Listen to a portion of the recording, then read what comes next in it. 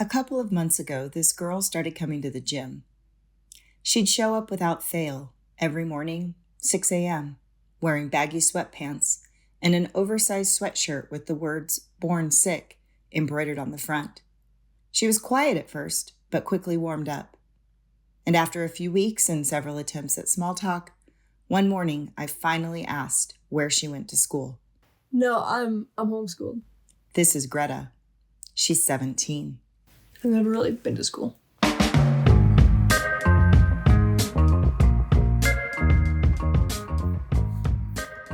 Homeschooling, or more specifically, unschooling. What is it? How does it work? What does it look like? Can someone who's been unschooled, and I mean never spent a day in a traditional classroom, lead a successful life? That's exactly what we are going to explore in today's episode. I am your host, Carrie Carlson, and this is Educated.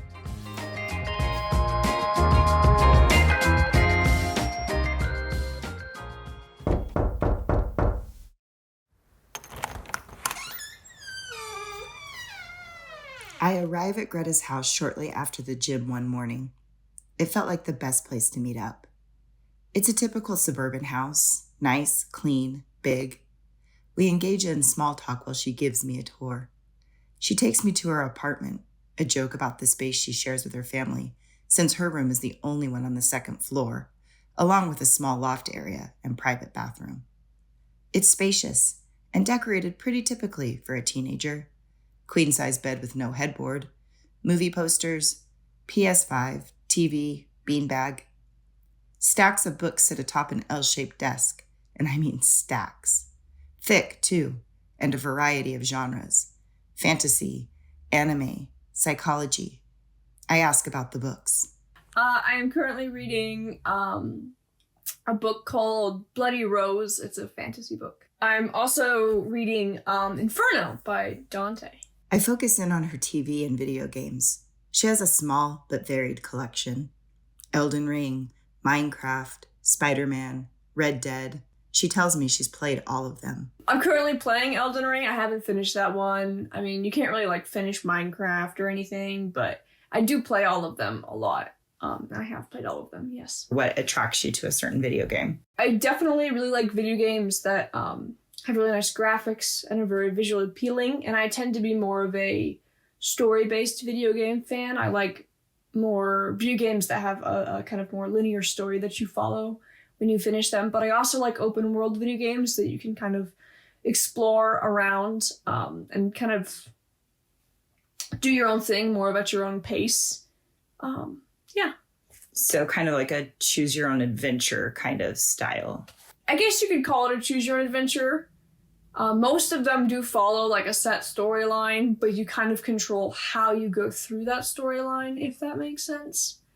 But every game is a little bit different, but most of them you kind of do pick your own path, and how you choose to play the game will affect kind of the ending of the game sometimes.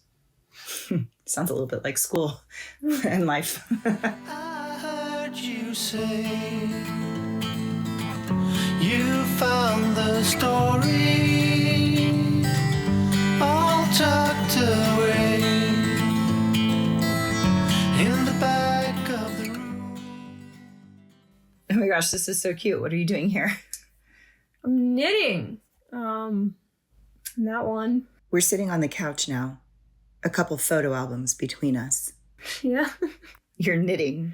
Yeah. How old are you? 10, maybe? Maybe 10-ish.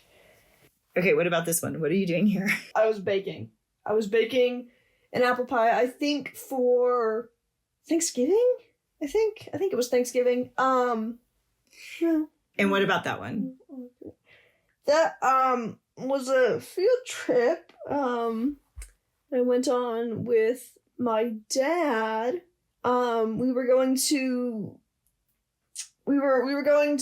a living history museum kind of thing. Her face lights up. She focuses on the details of that day. You had to dress up, and you went and you learned about how to make the little toys and the dolls and kind of what they lived like back then, and kind of a kind of a day going through their life and what they were doing, and we like baked things and did some of their chores and learned about some of the things they would do and the games they would play and stuff. So your outfit, you're wearing like this adorable dress and bonnet. Where did you get that? I think I bought the bonnet at like a little Renaissance fair type thing. But the dress I made. I sewed the dress. You made that dress? Yes. And you're like 10? Yeah, I think I was 10. Yeah. I think it took me like 9 months, but I did make it pretty much entirely by myself. Looking at these photos, it looks like you just were really active, like you did a lot. Yeah, we did do a lot of stuff. I mean, here's another one of you at the ocean.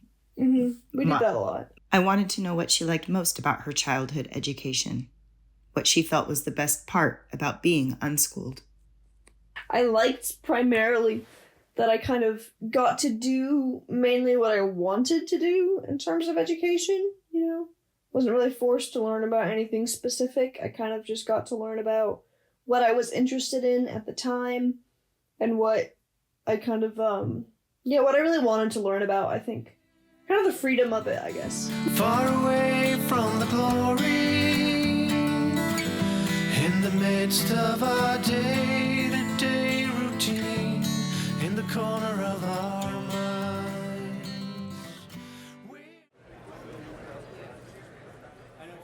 So how often do you come here? A lot. Couple times a week, sometimes every day, but always at least like once or twice a week. We're at Knowledge Perk, a local coffee shop and her favorite place to hang out. She orders a caramel latte. So what are you working on?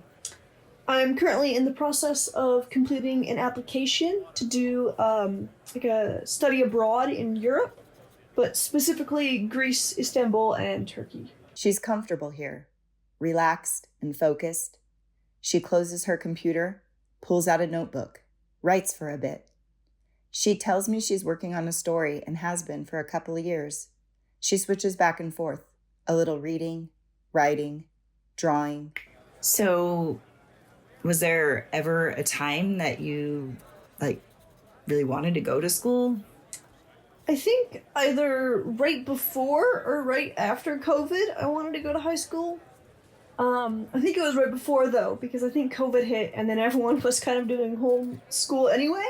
You know, kind of doing school at home anyway, so it didn't really matter at that point. I ask her about college and if she has plans to earn a degree. Not really. I mean, college kind of sounds fun, and I'm sure I would get a lot out of it, but not with a lot of, like, debt involved. She says that what she would hope to gain from a college experience, she can get in other ways, like through online classes, working at a national park, or even community college. I don't need to go to a prestigious college or anything. It doesn't, guarantee that you're going to learn anything or that you're really going to get something out of it, because you only get out of it what you put into it. And, if you aren't going to put in the effort to kind of learn everything and retain all of that information, then it's kind of more of a you problem. So what are her future plans?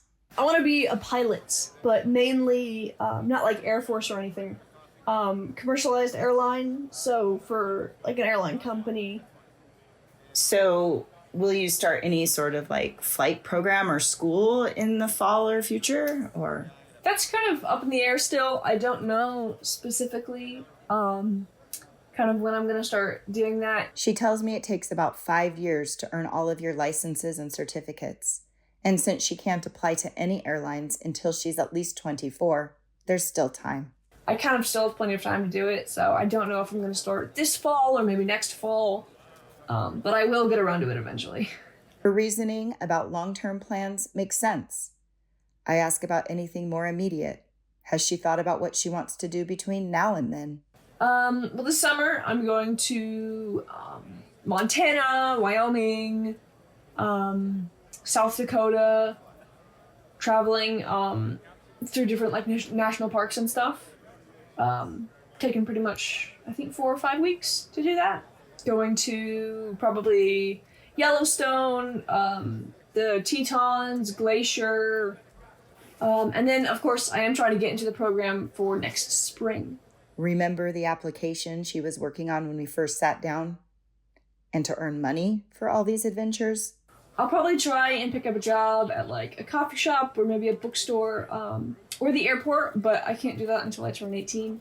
Mostly, though, she says she just plans to keep doing what she's doing, figuring it out as she goes along. We got time on our side. We're in a state of home. I need you on my fire.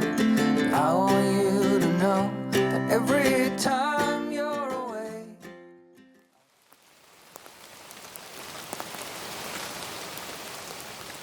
I mean, it is a little disappointing. Kind of the main attraction of the park is closed. And it's really cold and raining and foggy. So again, kind of the main reason you come there, you can't really see it. It's been nearly 2 months since I last saw Gretta. Since then, she's been busy. She finished all of her state's graduation requirements and earned her high school diploma, competed in the Model UN, and planned her cross-country trip. She chose the driving route, reserved places to stay and camp, shopped, packed the car. We meet in the early morning at the Three Falls Trailhead in Glacier National Park. She drove to get here. I flew. It took her 6 days and me 4 hours. It's drizzling, and she won't be able to drive the road to the sun. She was hoping for a bright sunny day and more of the park to be open. So it's not really the trip that you had in mind. It's not exactly what I was picturing. Yeah, a little colder, a little rainier, a little more miserable. Probably same amount of people though, which isn't great either. Yeah, it's a little disappointing, just a bit. So even though the weather is what it is and you'd like it to be better, what are your plans here today? And what do you, yeah. I still plan on trying to hike. Hiking in the rain is, it's not really hot, so you're never like sweating or overheating, but it is very cold. So it's, it has its ups and downs, but I'll still probably do some hiking even in the rain. I have like a rain jacket, so that's not too bad. Maybe drive around a little bit, kind of look at stuff. Still kind of get to be out in nature and everything. Yeah, just kind of try and mix the best of it, I guess. The hike is 8 miles, and she's well prepared. I ask her a few more questions while she laces up her boots and fills her backpack with some essentials. First aid kit, trail mix, poncho. What do you like about being outside in nature? I would say it's a lot more, peaceful and relaxing. I think there's typically, not very many people there. You kind of get to be alone. I don't know. It's just such a wonderful place to be. Gretta's quiet while she hikes and doesn't want to talk. She walks ahead confidently and without fear. She stops now and then to take photos. She sits quietly, waiting for wildlife. Her patience pays off. 3 bighorn sheep cross the path ahead. That and something else she doesn't recognize. Oh my god, what the fuck is that? It's a big ass, what is that? Too big to be a horror marmot, and it's like gray and got black stripes and stuff. Oh my god. On the way out, we stop at the visitor center.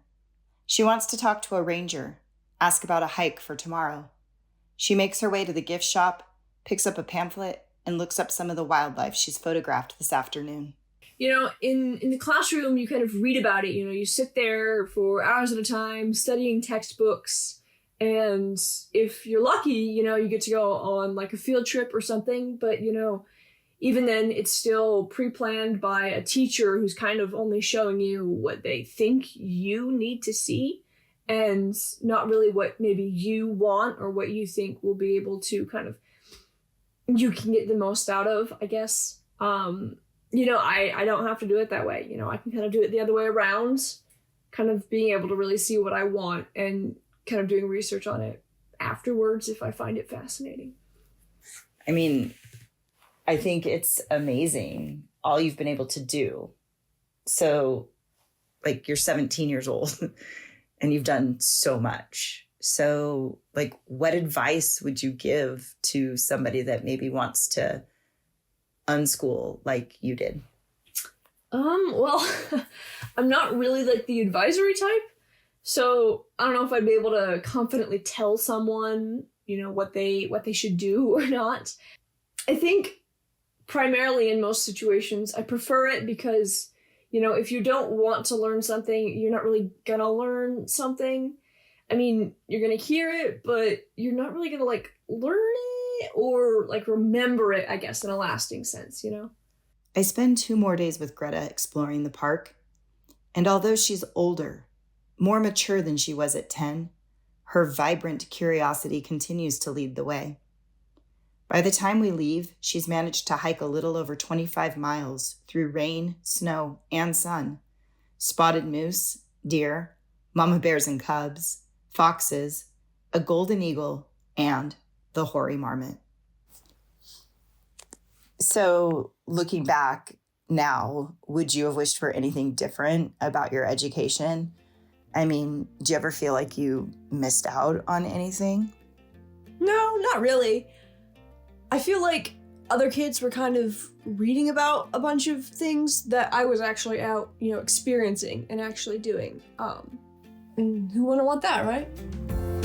I'll stay here for as long as I can, through the storms and through the calm.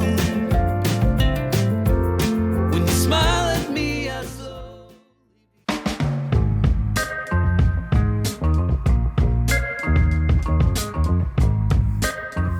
Support for this episode of Educated came from Missoula Subaru and O'Reilly Auto Parts. Trusted auto mechanics guaranteed to get you back to your road trip adventures safely and quickly. I am your host, Carrie Carlson. Join us again next week for another episode of Educated.